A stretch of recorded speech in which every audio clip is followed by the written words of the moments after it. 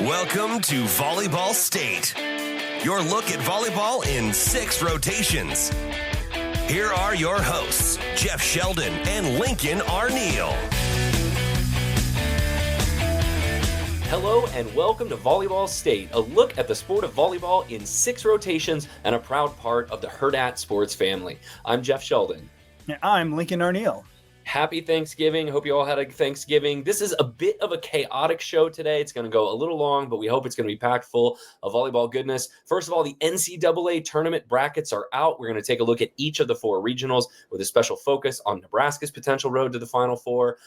First, we're going to talk about Nebraska falling at Penn State, which feels like it was 7 days ago, but really was only like 48 hours ago. That snaps Nebraska's 25-match win streak, but Nebraska does end up sharing the Big Ten championship with Penn State. We're going to start by looking at the Huskers weekend at Penn State and Maryland, but we are going to spend the bulk of the show on Nebraska's potential road to the Final Four and what I think is going to be a very chaotic, messy NCAA tournament. Lincoln, you have seen the bracket just as much as I have at this point, so everyone is going to get our hottest, dumbest, knee-jerkiest takes on the road to Louisville and the Final Four coming up over the next hour or so. Yes. Speaking of the bracket too, you want to get on this chaotic fun, show your expertise, join ESPN has sponsored a volleyball tournament challenge. So there is a Volleyball State group right now. We're number 9 most popular. We want to get up there a little bit. Emily, rookie numbers. We got to pump these numbers up. Yeah. We want to beat Emily. We have more people in our group than Emily, our good friend Emily. We want to have more than her, there's a couple Texas groups that are larger. So there's your challenge, listeners. Sign up for our Volleyball State group. We'll have some prizes at the top entrance as well. So you can win whatever prize ESPN is giving out. We'll give out some prizes as well too. So we got someone already in our mentions. Greg Prososki is on Twitter asking us, hey, how come I can't submit multiple brackets? And I don't know. I feel like you got to take that up with ESPN. We're not sure how to address that. There's a limit. We don't want this to be a shotgun approach. We want your precise takes. Give us your best one. That'll be how you win. I think he's being honest about it. He says he's trying to get his wife to submit her bracket as well, but they share an ESPN account. I'm not quite sure how this is, but if you got to set up some sock puppet accounts, dig into that old Hotmail address you have, and cram our group full of all of your bracket takes. Yes, for sure. So join that. Also follow along. We were firing off takes on social media tonight. Volleyball at Volleyball Pod on Twitter, on Blue Sky. We have videos we post on TikTok. I tweet all the time on Lincoln_VB. Write about all this. I just finished up my article for Huskers Illustrated. So go over there, read my kind of overall synopsis of that. I'll have a lot more coming up this week with Big Ten awards and more previews for the tournament. So we got everything you'd ever want. So much volleyball content. Chaos is happening. That's right. So let's see. Do you want to run through the rotations real quick? Tell everyone kind of the order that we're going to do this today. We're going to drop the show a little bit later than normal. You've probably noticed that you didn't get this first thing in your internet on Monday morning. That is because we wanted to make sure we had enough time to kind of look over the brackets and then also make room for the great guest we got coming up in rotation 2 that Lincoln's going to tell you about. Yes. Rotation 1 will kind of be our retrospective look back at those matches at Penn State and at Maryland. Rotation 2, we will talk with Michella Chester, who is the NCAA.com volleyball expert. So she got to talk to the selection committee and is on the inside for all of this information. And so we look forward to hearing her insights. Rotation 3, we'll talk about Nebraska's tournament draw, and then we'll go around the bracket.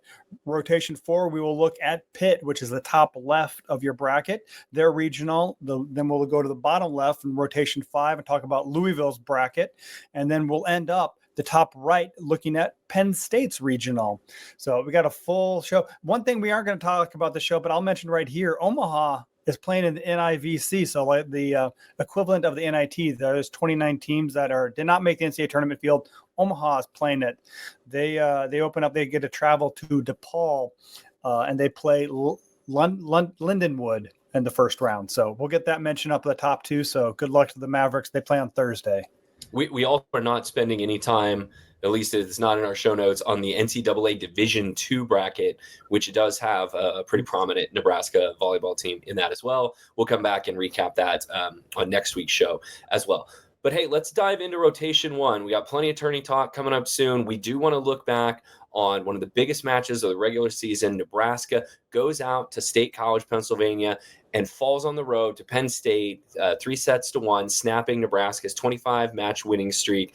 Huskers hit a season-low 154. The offensive bugaboos, all the ones you kind of worried about all season long, all sort of collided and compounded on each other in one match against a team that had one very hot hitter that could make them pay. Nebraska's offense never got untracked in this one. Harper Murray led the Huskers with 13 kills and hit 216. Andy Jackson, a wonderful night, maybe clinching All-American status for the sophomore middle blocker. 10 kills on 15 swings. Everyone else, Lincoln, was awful.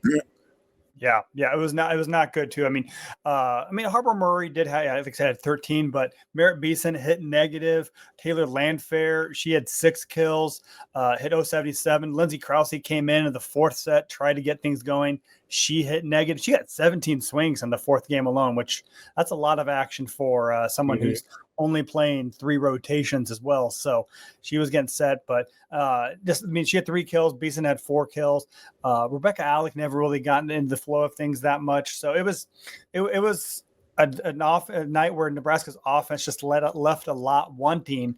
And it's unfortunate because across the net, you had former Husker Caroline Juri Vicious just going off. I think the lead to my story on Friday night was this was the night that John Cook imagined that Caroline Juri Vicious would have night like these when he was recruiting her, but just not against Nebraska. Both Nebraska and Penn State are very good defensively. You saw 2 really good defensive teams playing each other. And so the difference in the match was always going to be who could get a hot hitter. Penn State had the one player in the match who actually had a good night offensively. It was a career high 18 kills for Caroline Juri Vicious, who spent last year at Nebraska but didn't play, redshirted, was playing on the right. And it really kind of feels like a wasted opportunity for Nebraska because they bottled up everyone else on Penn State. Penn State did have more kills in the match. They actually hit worse than Nebraska. They hit 152 to compare to Nebraska's 154. Nebraska did a really good job on Jess Mruzik, who, if Penn State had lost that match, that would be the story of the night. Mruzik, who is at least in my opinion, in contention for Big Ten Player of the Year, had 10 kills and 10 errors on 52 swings. Even take away the errors, only terminating on less than 20% of your swings as an outside hitter is really bad. So Nebraska bottled her up. Cameron Hanna actually came on late for Penn State, had 12 kills, but she only hit 135. The more I think about this match, Lincoln, that match was there for the taking for Nebraska. They just had no pin hitters who could go up and get kills. And there were a lot of long rallies in this match, a lot of out-of-system play. And this match was just kind of begging for one of Nebraska's pins to come up and put balls away.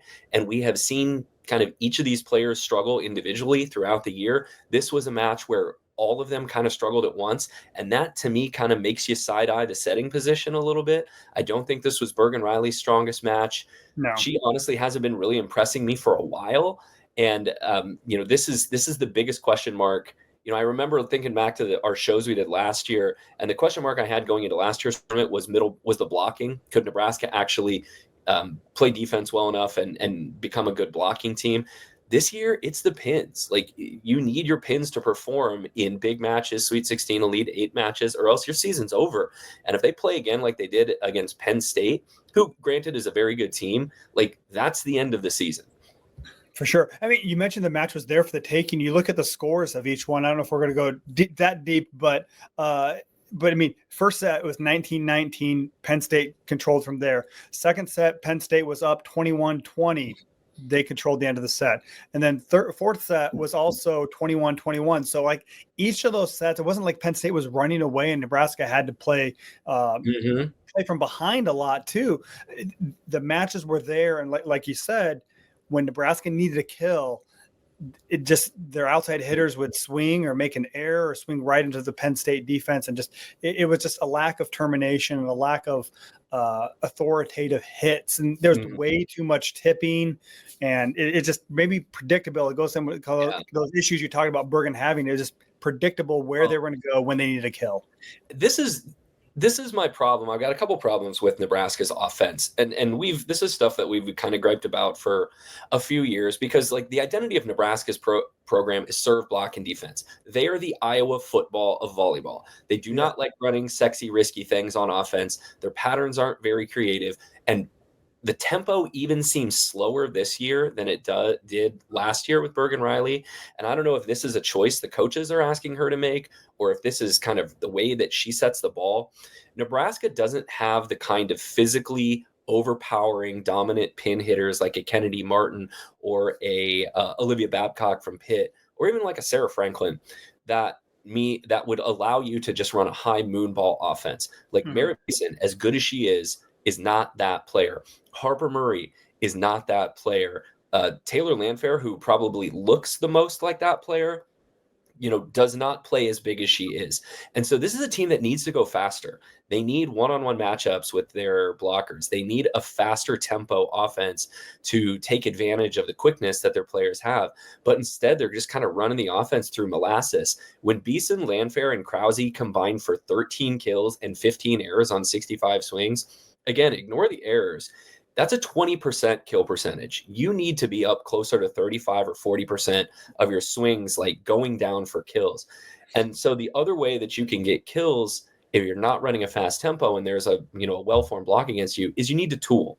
And I swear to goodness, Nebraska is the worst good team in the country when it comes to tooling blockers. They just don't do it. They don't hit them off the outside hands. Like there's a couple exceptions, but like, my goodness, the block is there for the tooling, and they just don't do it.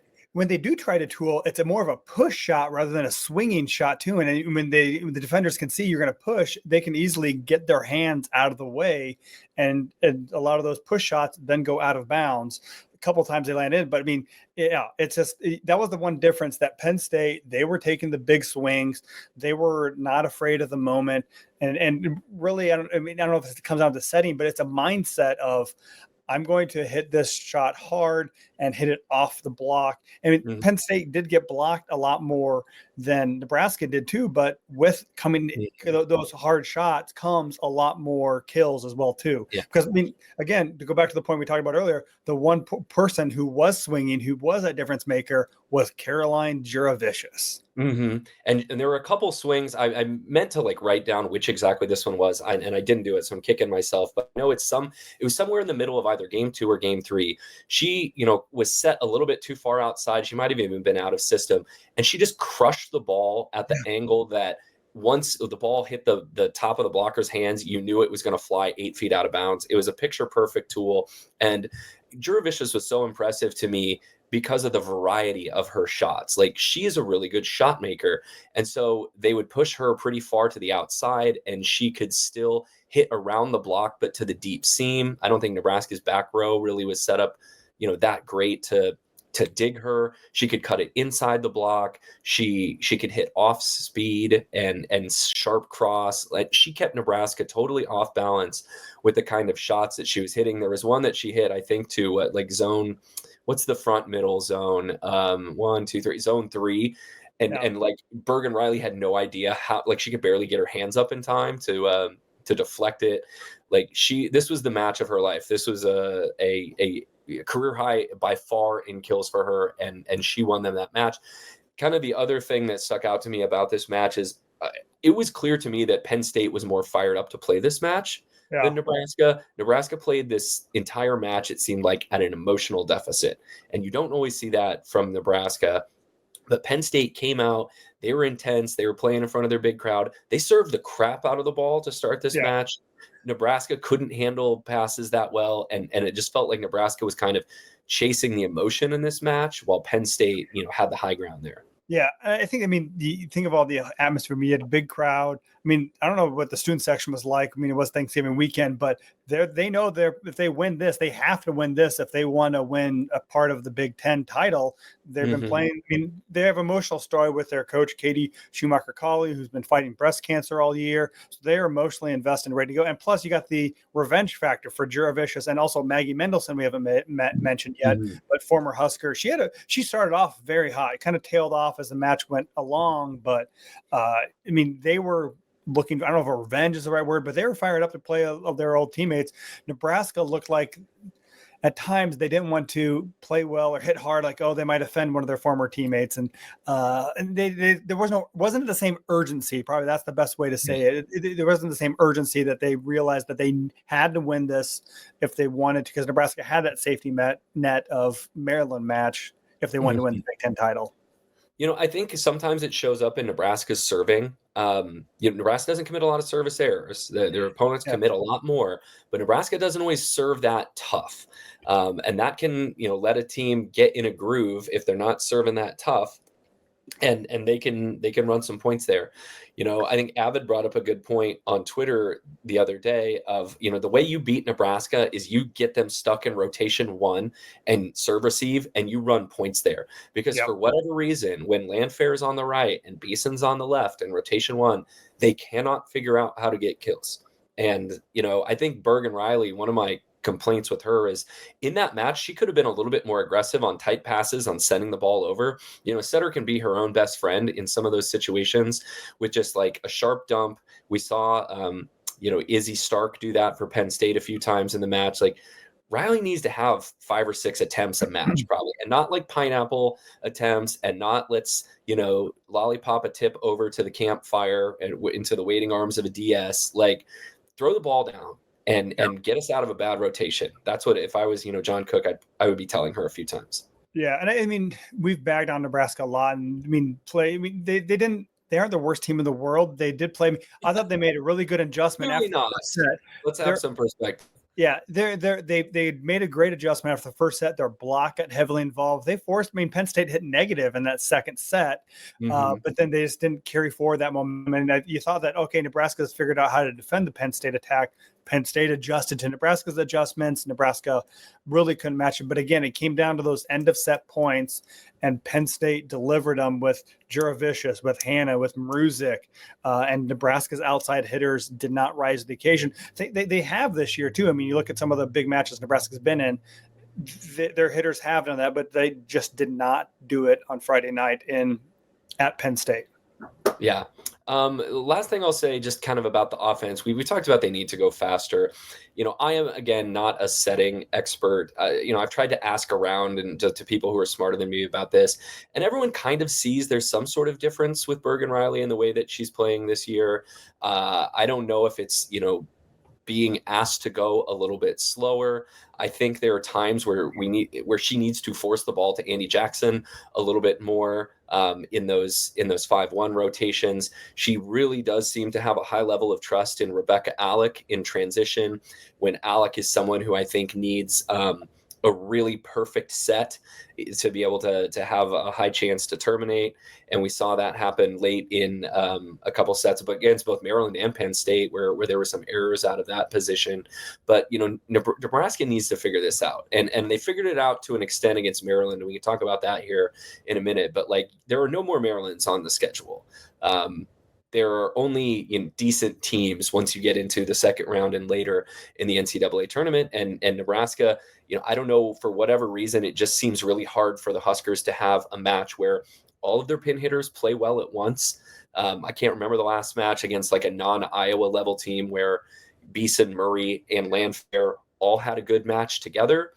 But that's kind of what is needed if you're going to go to the Final Four. And right now that seems to be a struggle.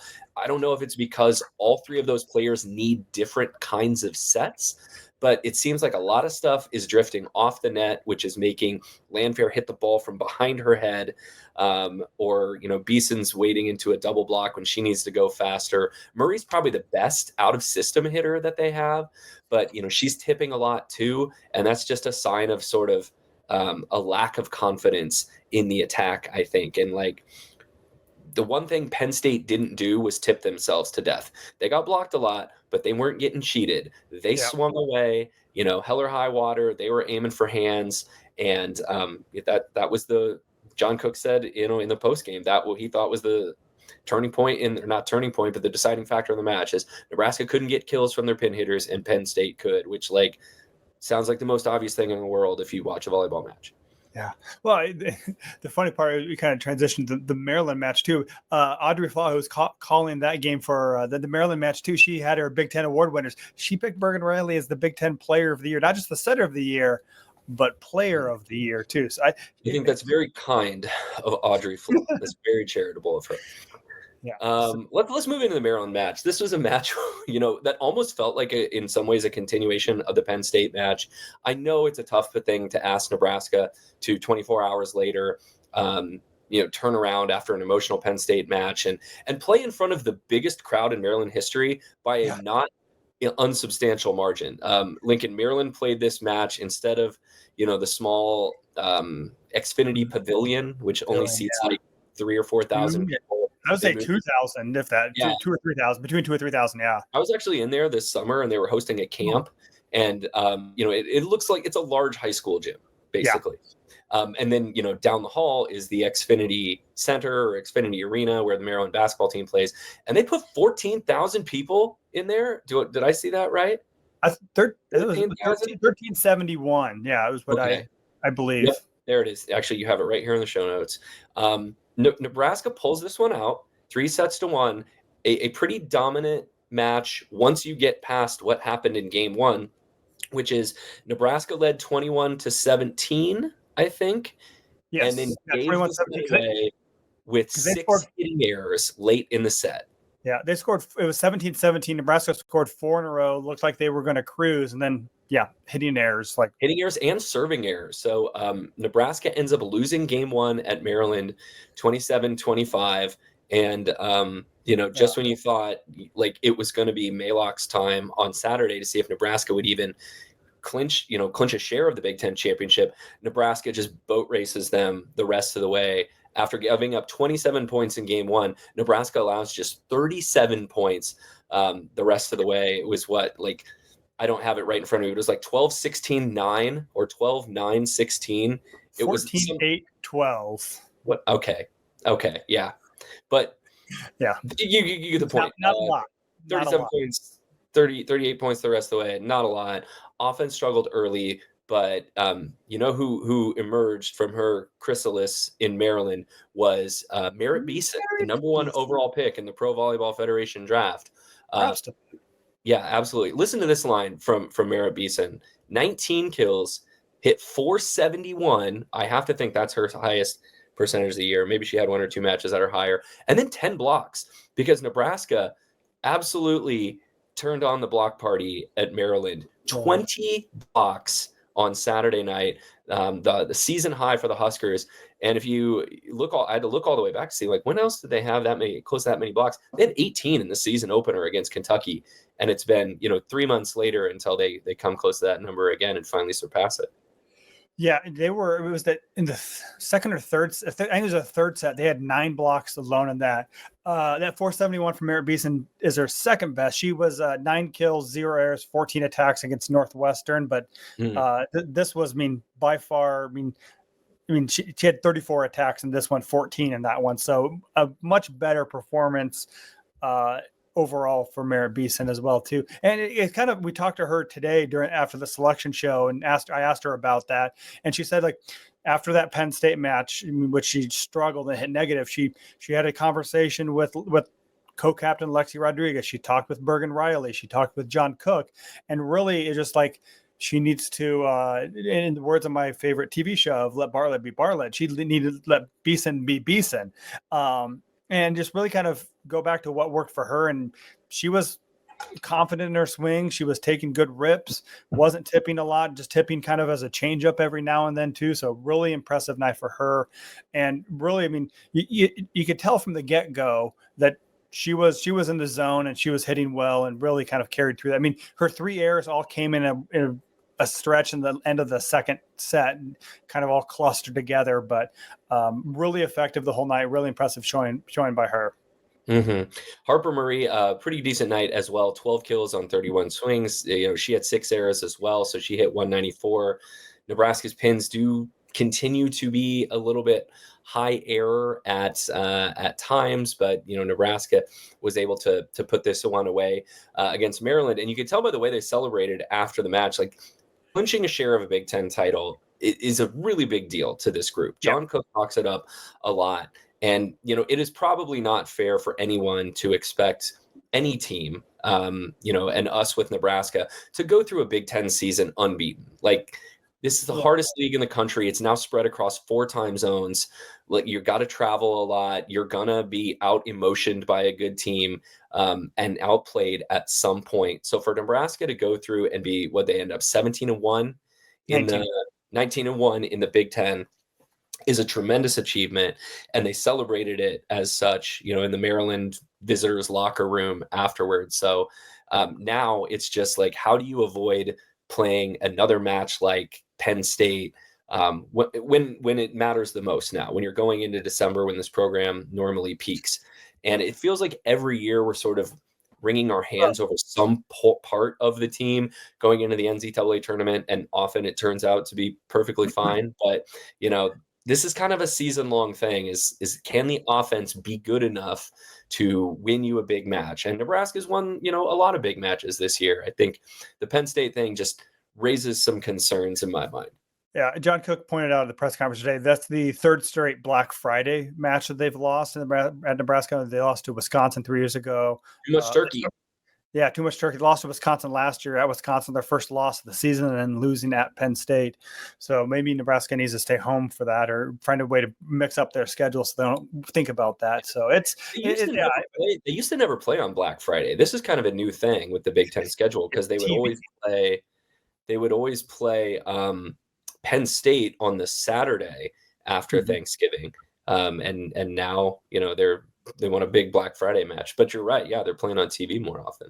Yeah, it was kind of weird too, because the Nebraska football game was after the football, but they've kind of always led to the football game. Nebraska Iowa football games in the afternoon, and then it leads into the volleyball game. But yeah, it's Nebraska. I think if they can figure it out too. I mean, I don't know. We were having the same discussion last year, talking about how Nebraska was humbled against Wisconsin and looked quite ordinary, but then they had a good match against Minnesota the next night, and then looked just fine in the tournament too. So I think this Nebraska team has a lot of talent, and like you said, just add on to that, it's good to see them celebrate. It's a big accomplishment. They should be proud of winning back-to-back. First time Nebraska's won back-to-back Big Ten titles. So it's cool to see. Good for them. Glad they got to enjoy that and celebrate winning the Big Ten for the 2nd straight year.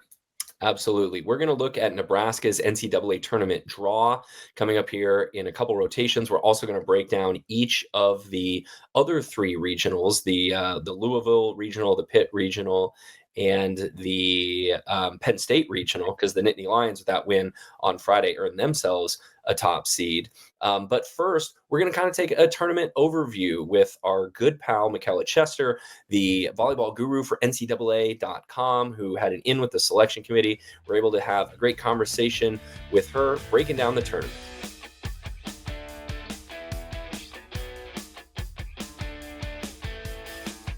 And we welcome on Michella Chester with NCAA.com. She got the chance to speak to the NCAA committee chair last night, so hopefully you get that insight. And also, you're just a volleyball expert in yourself, too, so we want to hear from your opinion. So thanks for joining us, Michella. We're glad to have you on Volleyball State. Thank you so much for having me. It's surely a fun time to be talking about volleyball. I think we got a great tournament in store. Yes. Well, let's start kind of top level. First overall kind of impressions. Top 4 seeds, not too many surprises. Louisville over Stanford. We'll get over that in a little bit. But I mean, who of those top 4 seeds got a favorable draw, is really excited about the path they have to get to Louisville? Yeah, I think what's exciting about this year is when I looked at the bracket, I was like, no one really got an easy draw by any means, just because of how much more parity there is this year. I think that's really great for our sport, and how many good teams there are that can compete with the top 4 seeds. But I think the bracket integrity was correct in that Pitt I think does have the best path to the national semifinals. I think Louisville and Penn State got a really tough draw. Not necessarily a tough draw, but they just have a gauntlet. I mean, Louisville having Purdue, Stanford, and Kansas. Penn State has Utah, Creighton, and Texas. I mean, that's really tough. I knew that any team that got Texas in their quarter, that's just unfortunate based on how the past few years have gone with how Texas has been really heating up when it comes to December. I mean, look at Maddie Skinner. She knows how to win a national championship, and they kind of had some really early season struggles in the 6-2, and now they've been kind of figuring it out. And I think that's a dangerous team heading into the tournament and not one that you would want to face. So that's kind of a tough draw for Penn State. And then Nebraska, I mean, a third matchup with Wisconsin. I don't think it's easy to beat a team twice, let alone 3 times, and a team with a player like Sarah Franklin. So that's not the best draw. So I think when you look at it, nobody has an easy path, but Pitt, I think, has the best path. And it makes sense that they got the 1 seed. Yeah, Michella, we know you've been able to talk with the selection committee about this. We saw you Sunday. Give your insight onto that. Tell our listeners a little bit, maybe where you fell in the debate on who got that number 4 national seed. That was the big tease on the ESPN show. The biggest unknown going into the tournament was Louisville, Stanford, maybe even Creighton going to get that last 4 seed. Louisville ends up getting it, which was a little bit of a surprise to me. You know, I understand the rationale, but, you know, where did you come down on that debate on who was going to get that 4th number 1 seed? Yeah, I was really torn on this too. And I completely understand the whole thing about why did Louisville get it when Stanford just had the win, and, you know, why even play the game if Louisville was just going to get the 4 seed anyways. And I completely understand that. And I think for me, where I fell on it, it depended on what criteria I was using in my head. If you're looking at more recently, I think Stanford deserved it. But when you look at what the committee actually uses as criteria, to me, it would fall as Louisville, Stanford, and then Creighton, because they've just been harping on those top 10 wins all season long. Strength of schedule is huge for them. And when you compare the resume, Louisville had the best strength of schedule in the non-conference and in the just overall conference play. And they had more top 5 ranked wins than Stanford, and they split the season. So when you're splitting hairs like that, and you're looking at the committee's criteria, it did make sense that they went with Louisville. For me, I was like, do I go with Stanford? Because obviously that game should matter, and it was a pretty dominant outing. But when I do look at the committee's criteria, I get it. I think Louisville deserved that spot. Yeah, it would ignore Louisville did sweep Stanford earlier this year at home too, and it may have solidified Stanford being the 5th overall seed instead of sliding. Creighton may have slid in front of them, so it mattered in a sense too. It's all like you said, it's splitting hairs at this point too. And if Stanford's upset, prove it in next weekend. So yeah, and that's the beauty of it, is that they're going to get to play each other. Obviously, Stanford doesn't get the home court advantage, but they will get to play Louisville for a chance at the Final Four if the top seeds advance. So Stanford doesn't play at home for like the first month of their season anyway. So they're used to. Although they did have they were on the road for a lot this season, being in the ACC. That had to have been tough for them. I can't even imagine. So, you know, kind of stinks that they now have to go on the road. I also thought that maybe Stanford would get it. I mean, the other kind of, I don't know if this is even a legitimate excuse, but that TV window, I mean, there's those late start times too. They need a West Coast. I mean, we're the three seeds are in the Eastern time zone, and then Nebraska is the furthest west and in the Central. So I thought maybe geography would win out, but they stuck true to the seeding principles and the practices. They did. They do still have to do that when they can. And, you know, creating flights is, they try not to do it, which obviously it's gotten a little bit better now that the 8 seeds match with the 1 seeds and so on and so forth. So I think that's gotten a little bit better in terms of the bracket integrity. So that's exciting, but still have to use the geography at some point. Yeah. You mentioned kind of earlier, Nebraska's potential regional, if the seeds hold out, would be Nebraska, Wisconsin, Arizona State, and Baylor. Could have, I mean, Nebraska's played 2 of those teams already as well too. The one question mark for me was Baylor getting that hosting. I mean, not even the last hosting spot. They were the 15th overall seed. Right. I mean, Baylor, their RPI was 20, their KPI was 20. They lost very recently. I mean, what in your mind did they do to kind of earned that hosting right in the first weekend? Yeah, to be completely honest with you, that's kind of what I was most surprised by too. When I looked at the top 16, I was really surprised to see Oregon at number 16. I thought they were going to be a lot higher, and I didn't think the loss to Purdue was going to drop them that much, because I thought Oregon and Purdue were pretty even in terms of where the seeding would be. But Baylor was one of those that I was like, okay, they would maybe be in contention for the final 16th host. I definitely didn't think they would be number 15. But when I asked the committee chair, Danielle Josetti, this yesterday, I asked her that exact question. I was like, I'm a little confused on the Utah, Baylor, Oregon placement. And she said ultimately it came down to the fact that Baylor had a top 10 win and no bad losses. So they had beat Arizona State earlier in the Big 12 conference slate. And that's what kind of did it for them. You look at the other teams in consideration for that spot. TCU was swept by K-State, so they didn't like that they had that bad loss. Georgia Tech and Minnesota, probably too many losses. Florida, to me, would have gotten it earlier in the week had they not lost to Georgia and South Carolina. So that kind of took them out of contention. But yeah, I think they just really valued that top 10 win. That's just been the biggest thing for them. They've said it over and over again, and they have stayed true to it. Top 10 wins and strength of schedule is really, really important. Yeah, I think if you're a Nebraska fan, you're liking that Baylor ended up being the 4 seed in the Lincoln Regional over maybe a team like Florida, just because Kennedy Martin will keep you up at nights. Like if she can go off for 30 kills, anything can happen. Kansas State actually, kind of ruined a couple teams' seasons. They did. With that. They swept Arizona, which probably one more win from Arizona gets them in the field of 64. And we'll talk about some bubble stuff here in just a minute. But one of the things that jumped out to me, Michella, when I was looking at the brackets is I don't know if they would ever come out and admit it, but it is conspicuous that there's kind of a couple all ACC regionals and a couple of all Big Ten regionals. And I know that those were the 2 standout conferences in this sport this year. But in 3 of the 4 regionals, if the seedings play out, we're going to see regional final matchups in the Elite Eight where teams will be playing for the 3rd time this season. I mean, is that unavoidable? Is that something that the committee didn't even think about? Or, I was worried for days that we were going to potentially see Nebraska, Wisconsin round 3 in the Elite Eight. And that's exactly what is lined up to happen, just like Pitt, SMU, just like Louisville, Stanford. Are these unavoidable, or should they even be trying to be avoided?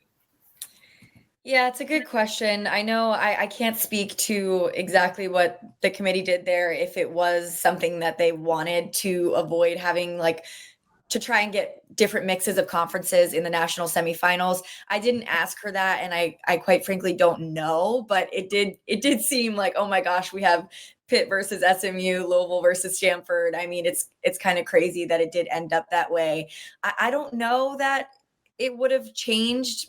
Maybe SMU could have moved, is the only one that kind of stood out to me, just because SMU did lost to NC State. I did think that maybe Arizona State would move up one and SMU would down one, something like that. That was the only one that I think the order could have changed a little bit, in my opinion. The rest, I think, were kind of in the right spot. But yeah, it is kind of odd. I don't love to see the rematches. I think it's fun and it adds to the story. But the only thing I know the committee does absolutely try to avoid is 1st and 2nd round conference matchups. I don't know what they try to do after that, but 1st and 2nd round, it's a no-go for conference rematches.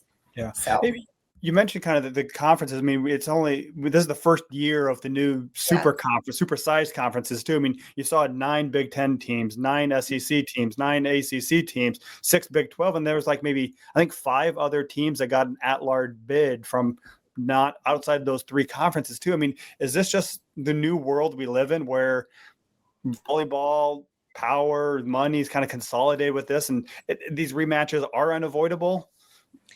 Yeah, it kind of seems what seems to be happening with these 3 conferences now is, if the Pac-12 was still in existence, I think it would have made up 6 of those teams and it would have looked a little bit more even. And now it's just turning into, oh my gosh, the ACC, Big Ten, and SEC are going to get in the majority of the teams. And since top 10 wins and RPI and KPI is such a big component of what the committee looks at, those are the teams that are playing the toughest schedules because of their conferences. And that's just kind of how it's shaking out right now.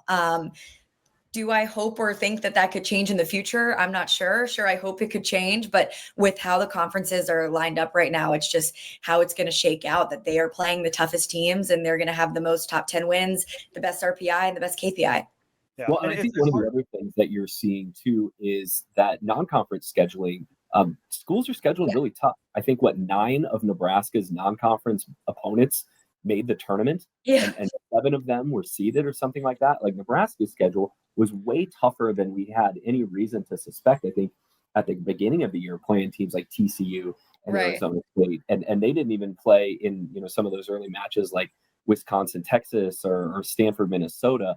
And so I think one of the nice things about this sport is coaches are not afraid to schedule tough in the non-conference, and that sort of unavoidably creates even interconference rematches in the NCAA tournament.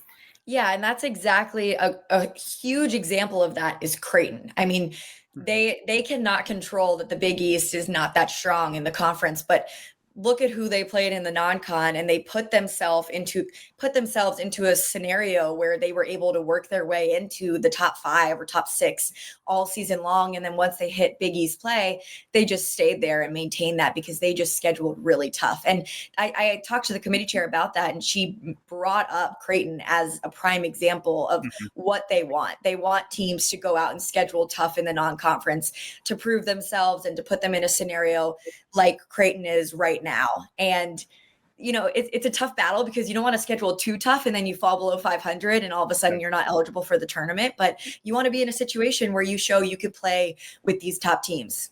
Yeah, that's a Kentucky method of overexert yourself in non-com and then rally during conference season too. And I mean, again, looking at Nebraska's schedule too, I mean, they played every single a top 10 team except for Pitt too. So rematches are going to be inevitable. And I think everybody's scheduling tougher.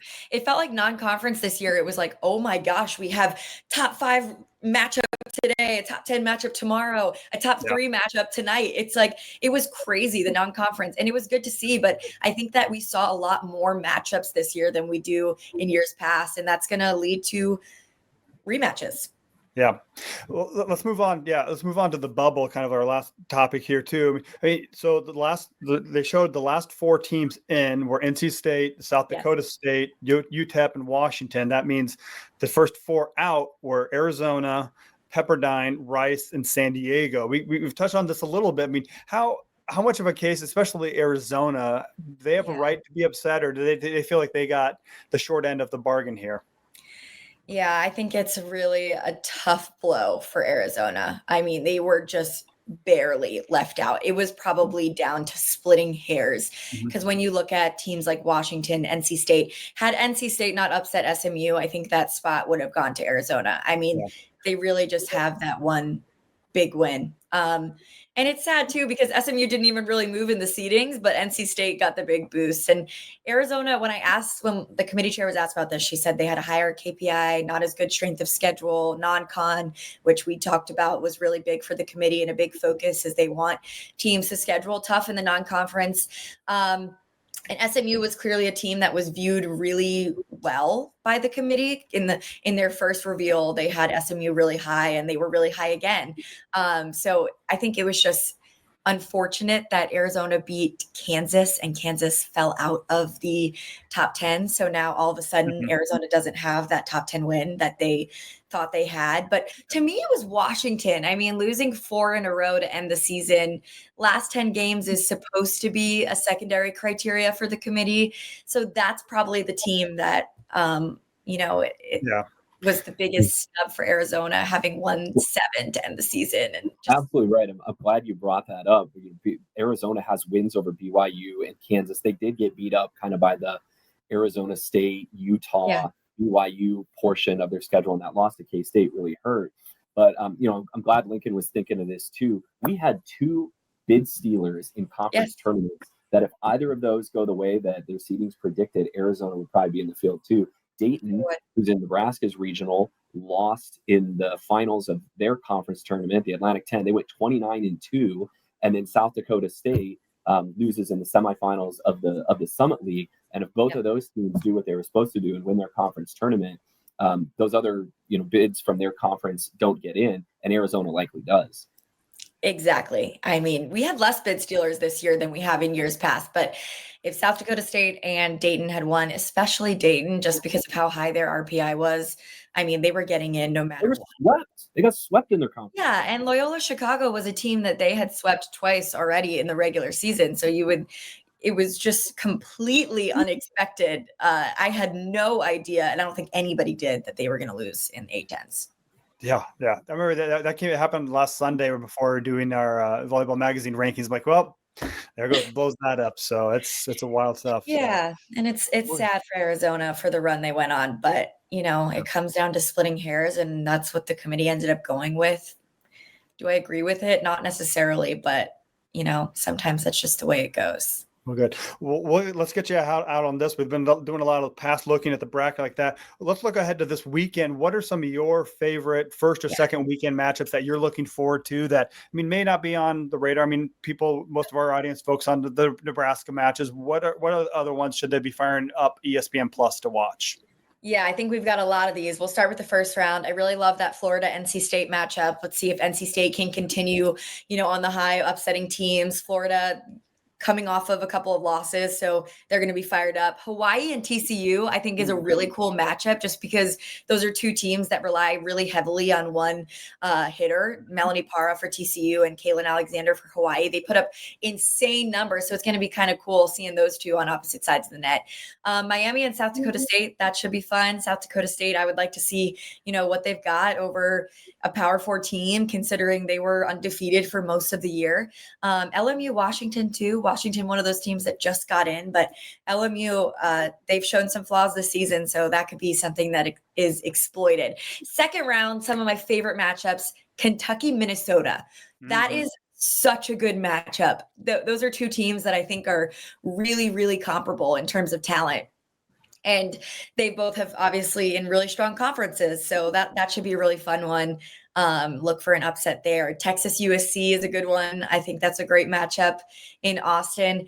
Dayton Baylor is one that we kind of talked about. And I think that's fun just because Dayton surely wanted to host, but didn't have enough big wins. And especially after losing in the Atlantic 10, it kind of took them out of contention for that. And Baylor got to host. So now Dayton will get to prove themselves. Lexi Almodovar is such a fun player to watch. So if anybody doesn't know who that is, you've got to watch her. She was supposed to be a libero, undersized outside hitter, and is just phenomenal. Jumps out of the gym. Miami, Nebraska, of course. I think that's kind of a tough draw that Nebraska has to play Miami in the second round, just because they have some serious talent. And then I really like Georgia Tech, Wisconsin, and Kansas, Florida too. So that should be fun in the second round. Yeah, that's like half the bracket, which does tell me that some really good matchups in this tournament, and some. I think that we talked in the other part of the show, Lincoln and I think there's going to be a significant number of upsets. This is probably not the year that you're going to have all four number one seeds make the Final Four, and this is really going to make the first and second weekends of the tournament really interesting to watch. Yeah, it's fun filling out brackets. I'm having a tough time. Yeah, absolutely. Well, hey, we're hoping to convince Michella to join our bracket group as well. Everyone out there, you can look for the Volleyball State group on ESPN.com.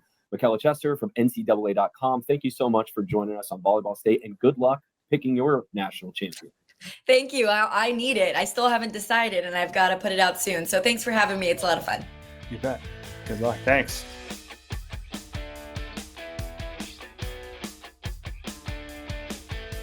And thank you to Michella again for joining us and giving her insights. We hope to hear from her again sometime in the soon, or I'll see her. Hopefully Nebraska will be in Louisville, and I'll get to talk to her there. So let's move to rotation 3, where we will kind of dive more into Nebraska's region, who they're playing in the first couple rounds, and possible matchups down the road too. So let's look at who they play.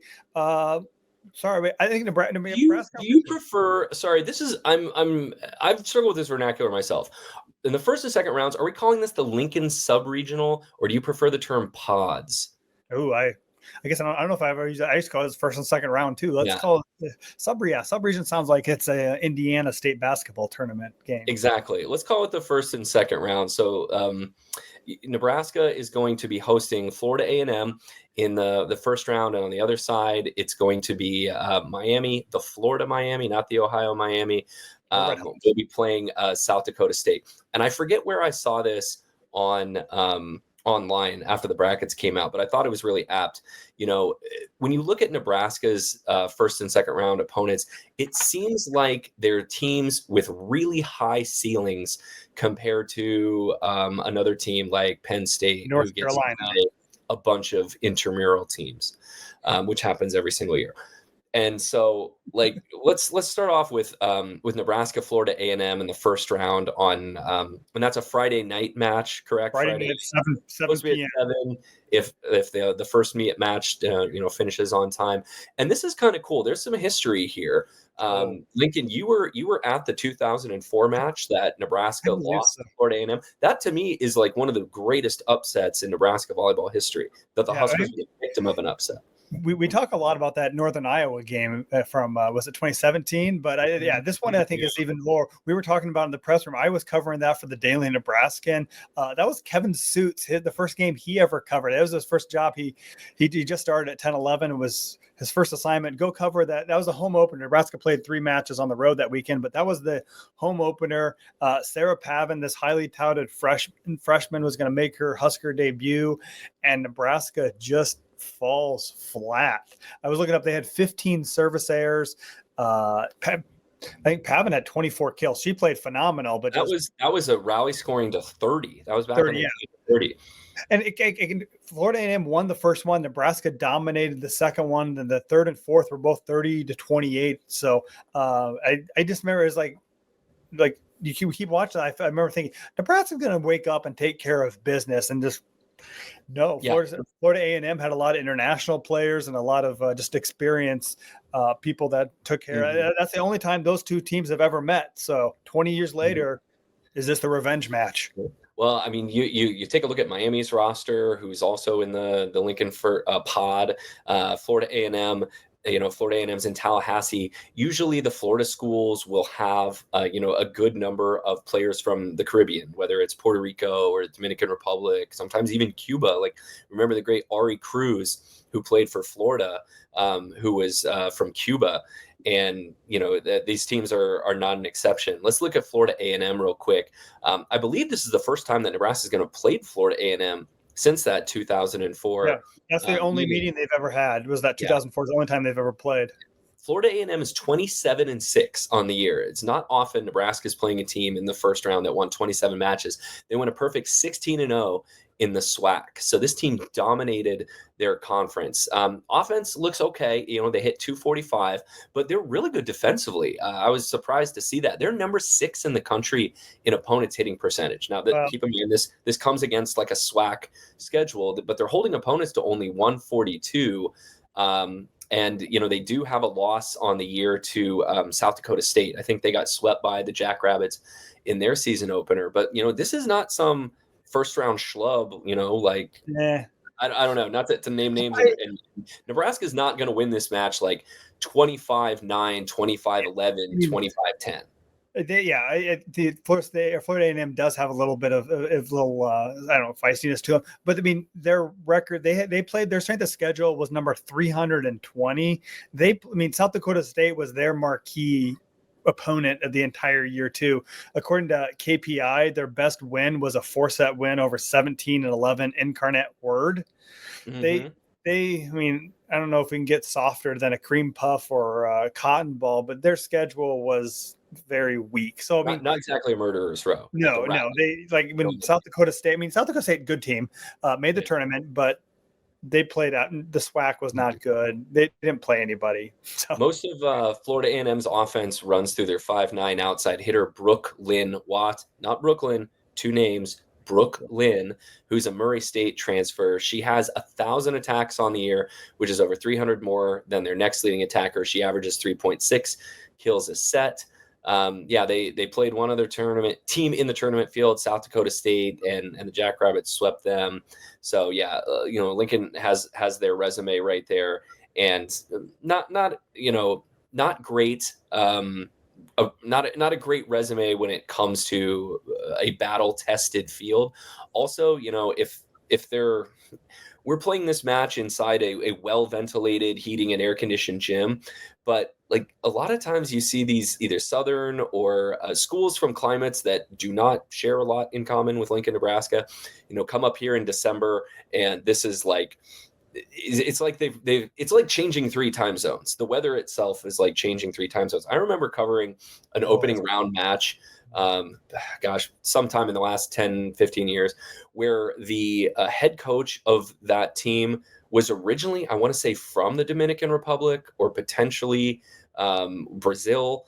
And like they didn't own a winter coat, and they had to go buy a winter coat before they came up here to the first round matchup. So, a lot of times these teams come in and they've got stars in their eyes when they play in the first round at Fannie Center. Florida A&M has the record that would indicate like this is not just a first round walkover. Yeah. The other fun fact too, we had talked to Merritt Beeson. This will be Merritt Beeson's 3rd NCAA matchup against the Rattlers. She played them when she was a freshman at Florida, and then her sophomore year at Florida as well too.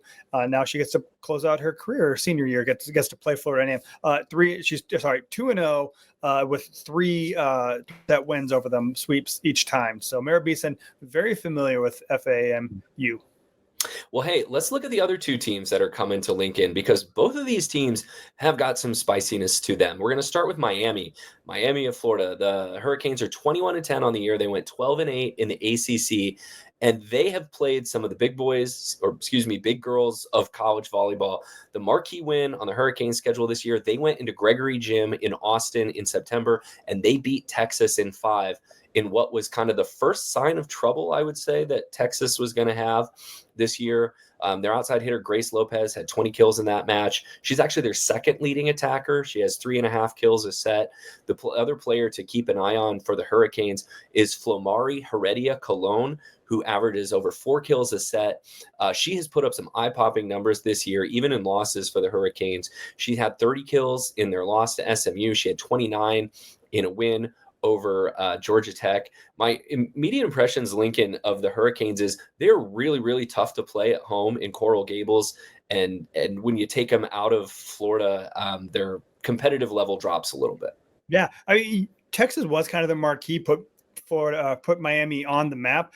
They defeated Stanford in 5 Did sets. they beat Stanford? Okay. Yeah. I thought they went to 5 and lost, so I'm sorry about that. I'll double check that. But they beat that. But they beat that. That was, again, like to your point, it was at home in Miami. But then, I mean, they have shown cracks. They lost to NC State during the last week of the regular season. So they beat Georgia Tech. That's a good win. Georgia Tech also won 5, so they do have a little spark. Yeah, you're right. They did. November 1st, they beat Stanford in 5 in Coral Gables. So like this is a team with big wins. Nebraska could be playing a team that beat Stanford and Texas in the 2nd round of the tournament.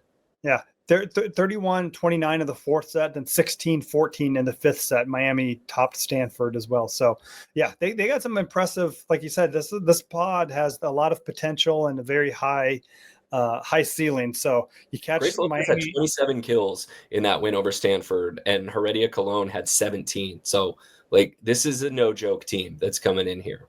Yeah, but they also face a tough opponent in the first round because they play South Dakota State, who 27-2 finished 10-1 in the Summit League.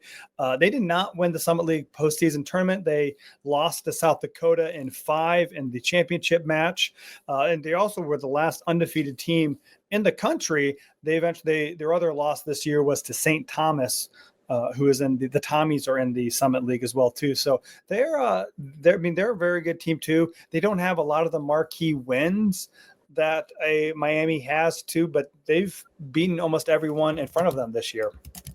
Yeah, so the players to watch on South Dakota State, they have a sophomore outside hitter named Sylvie Zagance. She's had double-digit kills in all but one of their 29 matches, and she's had at least 20 kills in 7 of their matches this year. A local name to note, if you're from the Nebraska volleyball community, one of South Dakota State's middle blockers, Annalie Ventling Brown, is a Lincoln East Spartan. South Dakota State actually racks up some pretty good block numbers. They're 10th in the country in blocks. They average 2.7 a set. And I don't know, just looking, I'm not familiar with their scheme, but looking at their stats indicates that they run a 6-2, and they might rotate with their middles because they have some middle blockers who are either split in time at opposite, or they might run a 3 middle system as well. But, that's going to be a really entertaining first round matchup to keep an eye on. Miami and South Dakota State, and Nebraska, if they make it past Florida A&M, is going to be getting a pretty good team in the second round. I think Nebraska will make it past Florida A&M. But to harp on, I harped on Florida A&M strength of schedule too. South Dakota State is number 142. So again, not a lot of tough teams. South Dakota State was one of the last 4 teams in the tournament, I think. Yeah. And, because they lost the tournament final. They should not have lost that one. But looking at who's really mad at South Dakota State is a team like Arizona, who was probably the first one out, who had a nice RPI and some prominent wins. South Dakota State losing in 5 in the Summit League tournament opened the door for South Dakota to come in and win that league and steal a bid. Or was it South Dakota that won the Summit League tournament? South Dakota won the Summit League tournament too. So that might have stolen a bid from a team like Arizona, who had a really good argument to make it in. Yeah, according to the KPI, South Dakota State's best win was Illinois Chicago, who not exactly a juggernaut there too. So that kind of just again reiterates the point of they played a soft schedule, but they've won a lot too. So that's who Nebraska will play. That'll be Saturday night at 7 p.m. The winner of Nebraska Florida A&M will play the winner of Miami and South Dakota State. All those matches, first and second round, will all be on ESPN Plus. So make your plans now what you're going to do. But let's look ahead very briefly. What happens should Nebraska survive the first weekend? Who else is in their region? Let's give a quick overview of the other top seeds, and Nebraska has a lot of history with some of these teams. So number 2 seed in Nebraska's region is Wisconsin. 3 is Arizona State, and 4 is Baylor. So again, should seeds hold, but who knows if that they will be the favorites to make it the Lincoln region. I don't know when I started dreading this. It was probably on Friday that I just had this feeling in the back of my head that the committee was going to send Wisconsin to Lincoln for a 3rd time. And I was hoping and praying that it wouldn't happen. If you're a Nebraska fan, you're hoping. I think Nebraska got really unlucky with a potential Elite 8 matchup from Wisconsin. And as the bracket began to unveil, I was like, are they going to send Wisconsin to Penn State? Are they going to send them to Louisville and send maybe Texas to Nebraska? Nope. It was very clear early on, I think what the committee was doing, and they don't want 3 ACC teams in the Final Four. They don't want 3 Big Ten teams in the Final Four. And so they're going to make sure some of these get knocked out in the Elite 8.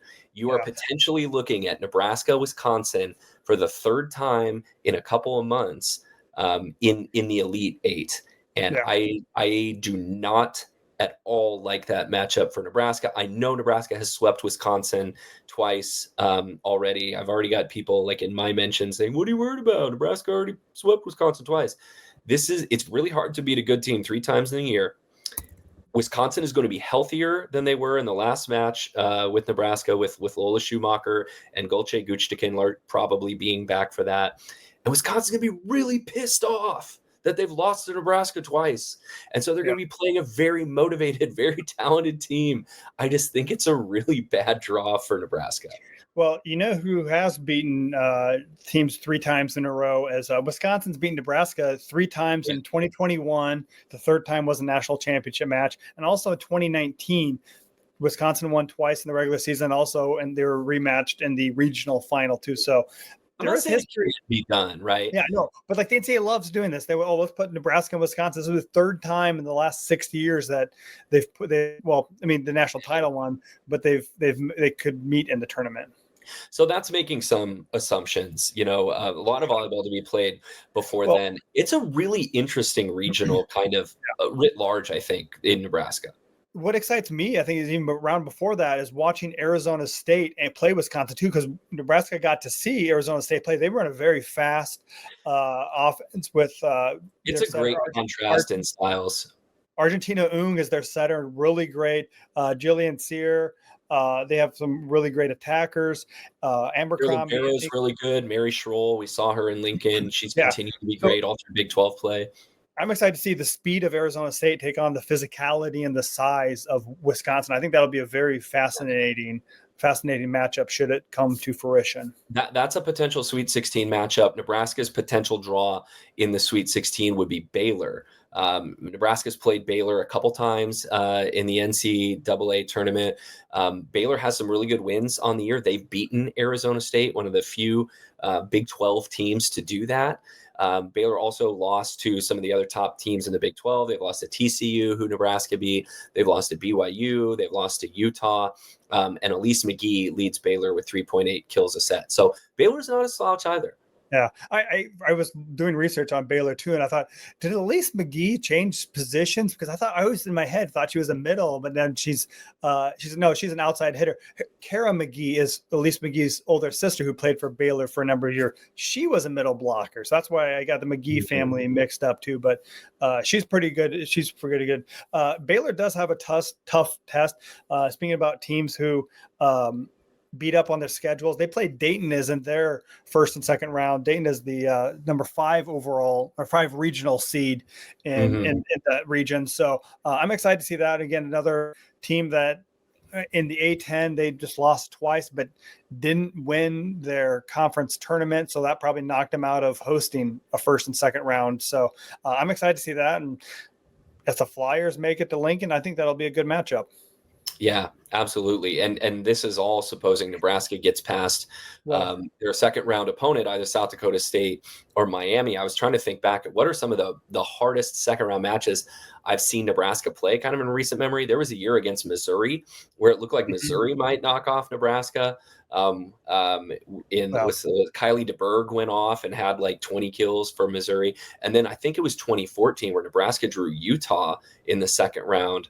And that was a match that I think Nebraska won in 4 or 5, but it was a nail biter. And Adora and I, who's had a nice professional career, was a stud outside hitter for Utah in that match. And Nebraska survived it and went on to the regionals in Seattle that year. And of course, Nebraska fans don't need to be reminded of 2011 when Nebraska lost to Kansas State in the second round too. So they have history there too. I was going to mention the other second round matchup that I could be, I'm excited to see too. And Wisconsin's got to be angry about this. They could play Georgia Tech in the second round, and this is the same Georgia Tech who just pushed Pittsburgh. Georgia Tech is so weird.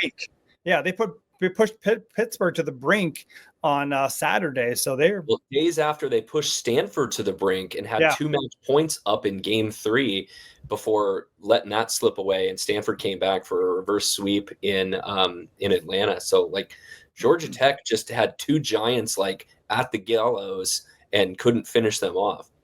So yeah, that's another dangerous. That's more dangerous than I think than either Miami could be or South Dakota State. So keep your eye out for that too. So anything else in Nebraska's region interest you, or you want to give a shout out? Not exactly. I think we've talked a lot about, and what we'll do is, assuming Nebraska makes it out of this region, on next week's show, we'll break down both of those matches and take a look at what other, who the bracket writ large across the first weekend. I think this tournament, because there's a couple really dominant teams, and then there's a lot of teams sort of at the same level. I think there's going to be mess and upsets in this tournament, maybe at a level that we haven't seen before. Maybe not so much in our next regional as we move into rotation 4. We're going to look at the top seeded Pitt Panthers, who I think the least surprising thing about the bracket reveal is that Pitt was going to be the number 1 seed. But, I don't know whether it's a sense of humor or something else that the committee has given SMU the 1 team to beat Pitt this year. Their ACC conference rivals, the number 2 seed in that region. And then you get to teams like number 3 seed Kentucky, who just, turned it on in the SEC and was the sole SEC conference champions. And then Oregon, who I keep waiting to jump up and knock off one of the big names with all the talent that they have. But there's something with Oregon that just is keeping them this year from putting it all together and being an elite team. But they're the number 4 seed in the Pittsburgh regional. Yeah, I think to look at that matchups that I'm excited to see too is that potential second round matchup of Melanie Parra versus Mimi Collier, just trading roundhouses and uppercuts and just kind of whatever boxing metaphor. But to watch two big hitters like that go off against each other, that'll be fun to see if they in the second round matchup as well. Mm-hmm. And then I like I want to keep an eye on Minnesota in this regional. I'm trying to scroll over to my bracket now. Minnesota's another team that, like, on any given day, if they put it together, they can hang with anyone. They went 5 with Wisconsin twice, beat them once. But they've got a really tough match in the first round as well. Minnesota's the 6th seed in the Pittsburgh regional. They've got Western Kentucky, who's just really, really good every single year. The Hilltoppers won their league again. They play Minnesota in the first round. This will be in Lexington, Kentucky. And so Kentucky is the 3 seed there. They have to play Cleveland State, but that could be whoever they get in the second round, whether it's Western, who I feel like always pushes them when they play in the tournament, or Minnesota. Minnesota has the talent to come out of there and move into the Sweet 16. For sure. And we'll give a shout out to number 7, Missouri, who didn't get sent to Lincoln for once. It's good to see them. Michael Vernon is another big outside hitter that has gone off for matches for the Tigers as well, too. And she's had Sorry, were you watching the bracket? I imagine you were watching the bracket show just like I was, and how they spoiled the surprise with Oklahoma being the one team they showed in the bracket unveiling, for a network that's done hundreds of tournament selection shows, for them to kind of screw that up was funny. But Oklahoma gets an at-large bid at 14-10. And I had to look this up. I'm like, did they have 7 matches canceled? Why are they only playing 24 matches? And this is what's happening in the SEC with some of these schools. They just play 6-7 fewer matches than everyone else in the country. The SEC is only playing 16 league matches, I think, in preparation for next year when they add the SEC tournament. But I don't know why they needed to prepare for that next year. And they lowered. I looked at their schedule. Texas is also in the same battle. They only played 24 matches. So it's just they lowered. So there's several weeks where they only have 1 match per week during conference season. Well, the Big Ten is playing 2 matches every single week. Yeah, I don't know if I looked at it a while ago too, and didn't find a rationale for it. But they're preparing for next year to include the tournament, so they don't have to change. So rather than create a scheduling format for this year when they have everyone, they don't have to change it again for next year. Is my only rational explanation for that. Okay. Well, hey, play more matches, SEC. More volleyball is good. Let's move into rotation 5. We're going to check out the regional for the number 4 overall seed, Louisville Cardinals. This was a cute thing I thought ESPN did, is they knew that the 4th seed was kind of up in the air, so they didn't name the 4th seed right away. It was question mark state until after the first commercial break. But this was the big discussion, I think, immediately when the seeds were unveiled. Is okay, how did Louisville end up with the number 4 seed, the last top seed? And their strength of schedule was just really, really good. And even though they lost a match to Stanford earlier in the week, they got the nod over Stanford, who is the number 2 seed in their regional. And then number 3 seed is Kansas, who had a really great year in the Big 12. And number 4, the always dangerous Purdue Boilermakers. This is a tough regional, I think. Yeah, like we talked with Michella, also talked to the committee chairman. They had a good interview with them. Louisville is the number 1 overall strength of schedule, has 1 more top 10 win, and just had a better computer ranking as well too. And they did lose to Stanford last week, but they split the season series. Louisville won earlier this year too. So I'm excited to see. It's again, we're on the left side of the bracket. The top 4 teams are all ACC teams, so I think it goes to your theory of them not wanting. Yeah. All ACC, of course. Well, in 3 ACC powerhouse Stanford. In 3 of the regionals, Your regional final, if it goes according to seed, will be the third meeting between the two teams. So Nebraska, Wisconsin, Louisville, Stanford, and Pitt SMU could all happen for the third time this year. Not a lot of, I don't know. They're not trying to introduce new dance partners in this big dance, apparently. No, for sure. Yeah. But again, I think there's some other interesting possibilities with this as well, too. Purdue, you keep waiting. Like I think we've talked about this in previous shows. You keep waiting for Purdue to break through and have their like, we're an elite team. We're here to make a name for ourselves. So if they can make a regional final, that means they've knocked off Louisville. So they got the firepower to do it. They got Chloe Chacoin, Eva Hudson, and Raven Colvin in the middle. So they got enough firepower to do it. But they're going to have a fun second round match against BYU, who's the number 5 seed. And so Purdue gets to host in West Lafayette, but that's going to be a second round match against BYU. Is going to be really tricky. Claire Little is fun to watch for BYU. They've had some up and down, lost some Big 12 matches they probably shouldn't have, but Claire Little is legit and they got a good offense for the Cougars. Yeah. You feel good too for after being very visibly left on the outside looking into the field of 64 last year. Chris Thomas in Illinois did earn an at-large bid in this region this year. They're going to play Northern Iowa in the first round. So Northern Iowa is really scrappy and tough. They always are under Bobby Peterson. Kirsten Bernthal Booth's daughter plays on that team, Reese Booth.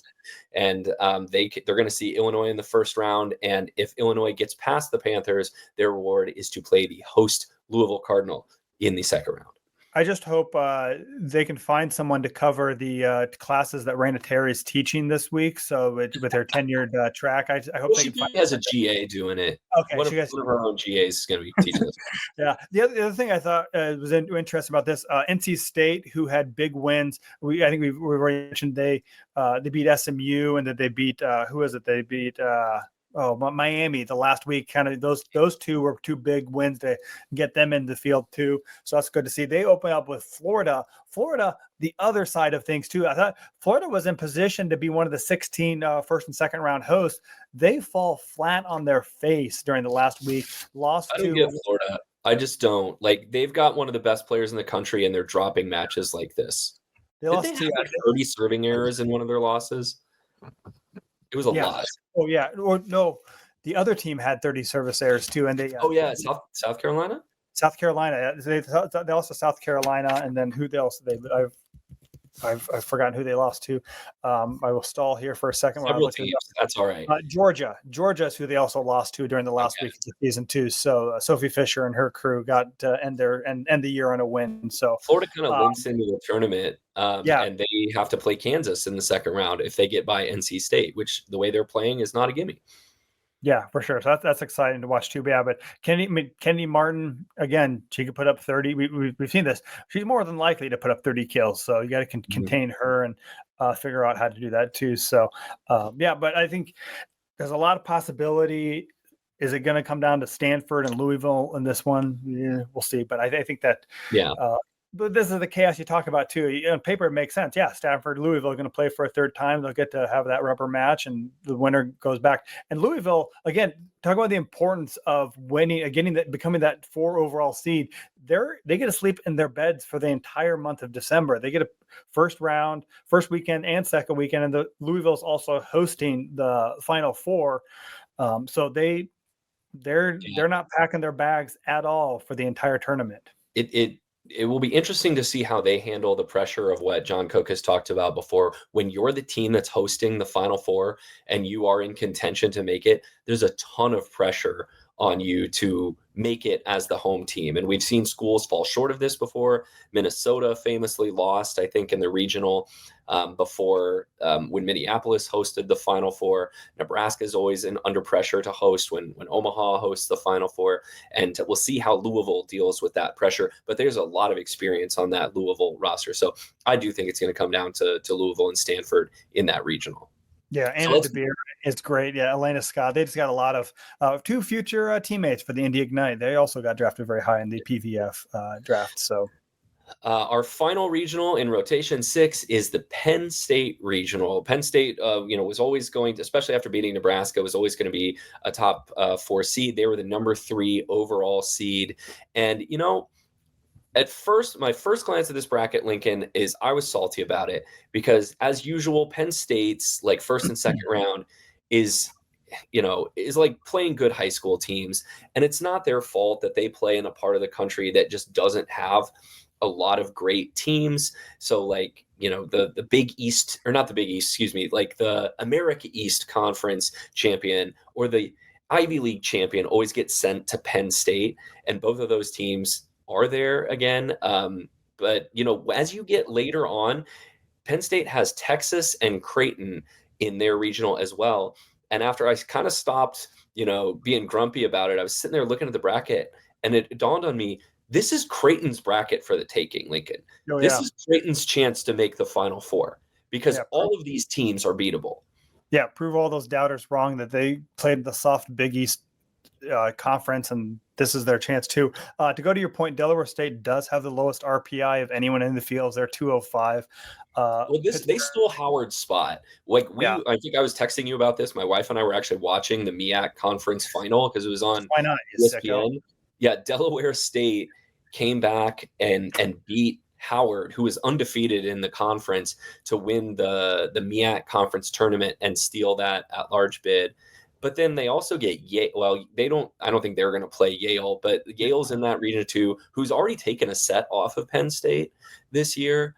It's just, kind of pillowy soft in the first weekend for the Nittany Lions. Yeah, North Carolina, I think, is one of the North Carolina is the other team in that region. Yeah, and I think that was an interesting decision by the committee because you had North Carolina and Miami, both ACC 8th seeds, are not going to be sent to Louisville or Pittsburgh, so they kind of had to decide who they wanted to give those ACC 8 seeds. And I think North Carolina, they did are 22-7, but I don't think they have the upside or the big wins that Miami does. No, not at all. But then on the other side of the bracket, I feel like it gets really interesting because you've got Creighton, who is going to play. Creighton's going to host first and second round matches in Omaha. They get South Dakota in the first round, who won the Summit League tournament title. And then on the other side, Florida State and Ole Miss are coming to Omaha. So the Jays could see a Florida State team that's kind of up and down on the year. Seems to play well at home, doesn't always play well away from home. And that gets, if they win those two matches, that gets Creighton to the Sweet 16, which would be out in State College. And you're looking at a potential Sweet 16 matchup between Creighton and Texas. And I can't wait to see that. That's exciting. Well, that's also assuming Texas gets past number 6 USC. Allie Batenhorst may get one more shot at Texas. And in Austin, they'll play at Austin this weekend. And when I think of Allie Batenhorst's career, one of the matches that stands out the most to me is that it was a 2021 regional final at Gregory Gym. Freshman year, she just went off and playing in her home state, so she'll get some supporters there too. And this will be her last run with the Trojans, and good on her to make the tournament field. So I was going to mention this earlier too, but all 4 Nebraska players who transferred away are in the tournament field too. We got Allie Batenhorst, you got Mendelson and Juri Vicious with Penn State, and then Hayden Kubik, the Tennessee Volunteers. They're in there. They played Georgia Tech in the first round. They are unseeded against Georgia Tech. So. Hey, good for them. They found a new school and they're still dancing. Well, and then on Penn State's side of the Sweet 16, you're most likely looking at Utah in that match. I don't know much about Utah this year. I just looked them up before we started taping. Pretty good team. Beth Lanier has been there forever. I was jokingly going to say 70 years, but then I looked up her bio. Beth Lanier has been the head coach of Utah for 35 seasons. Have they had a different coach besides her, or she's the only coach? There probably was a coach before her, but I don't know how there weren't many there. But Utah is Penn State's probable matchup in the Sweet 16. Had a really good year in the Big 12. Have some nice victories, but again, they'll be traveling 2 time zones, I believe, to the east to play Penn State. I like Penn State's draw once you get until you get to the Elite Eight, and having to play either Creighton or Texas to make the Final Four, though, is all your Elite Eight matches are tough. That's a pretty tough one, I think, for Penn State, because I think either Texas or Creighton could knock them off. Like, they're the only team that I would say that I would absolutely pencil into the Final Four right now is Pitt. Like, nobody's going to touch Pitt. Pitt's going to make the Final Four. Everyone else is really going to have to scrap for it.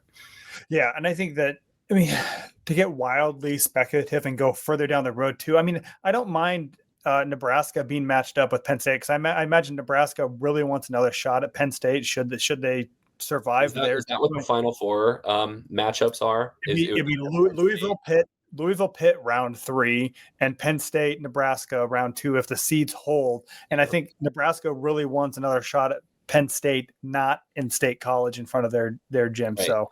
Or if Wisconsin comes out of the Lincoln Regional, that's the second meeting of the year between Wisconsin and Penn State, right? And Wisconsin dominated them, didn't they? Yeah, and I think has Wisconsin ended Penn State's last 3 seasons? I feel like they've played Wisconsin. They played a lot in postseason. Yeah. I'm just amazed that the committee didn't find a way for Nebraska and Washington to again play in the NCAA tournament. Where is it? Washington. I was just looking. They're in Stanford's regional and could end up playing Stanford in round 2 in a an old Pac-12 rivalry rekindled in the postseason. And Washington was the last team in the field too. They mentioned the Final Four teams in, and Washington was the last 4 teams. So good bounce back. They had a rough season last year, and good bounce back by. And they've had some health problems this year as well. So I don't know what their health situation is going into the tournament, but hopefully they get rest up and are able to put their best foot forward in the postseason. Yeah. Doing my instant fact check, Wisconsin has ended Penn State's season in both 22 and 23. So if that is another potential matchup down the road too, but I imagine our listeners don't want to hear that possibility. They want to see Nebraska take care of business against Wisconsin for the 3rd time, get revenge for 21 and 19 as well too. So that's good. So that's kind of our view of the bracket. Any lingering thoughts that you haven't got to share or still sitting in the back of your head, Jeff? Nope. We have vomited out all of our thoughts, at least on the tournament writ large. We're going to come back next week, break down the first 2 weekends of the NCAA tournament, not just in the Lincoln pod, but all across the bracket. I imagine we're going to be talking about at least one large upset in the second round.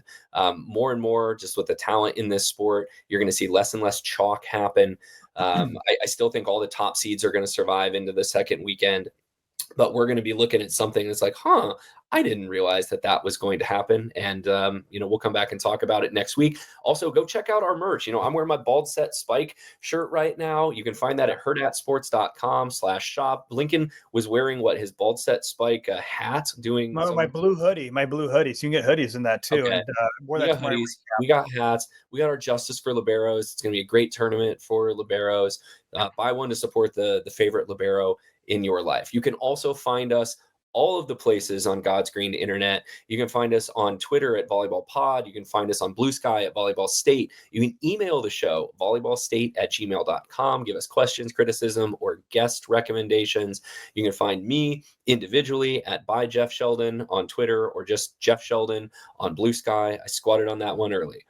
Yes. If I made Lincoln _VB, Lincoln VB, Threads, Blue Sky, Twitter, wherever you choose to get your social media, we're there to provide you content as well. And also be sure to catch all my stories on Huskers Illustrated as well too. So, and one final plug, join the Volleyball State group in the ESPN volleyball bracket competition. We need to get that up over 300 before the start of the tournament. Yes. We want 400, 500. Come on, tell your friends. It's free to join. Nobody else is doing a tournament group. Like it's us. Get your office pools in there and join it. Yes, for sure. We'll give some prizes away too. So that's our show for this week. Thanks to Cam Broham for producing the show. Thanks to Hurrdat Sports. You can watch us if you're listening to us. We're on YouTube. You want to see how our Bald Set Spike works in person? Watch us on YouTube. Check out Hurrdat on all their social media as well too. So that's all we got for this week. Thanks for living in the Volleyball State.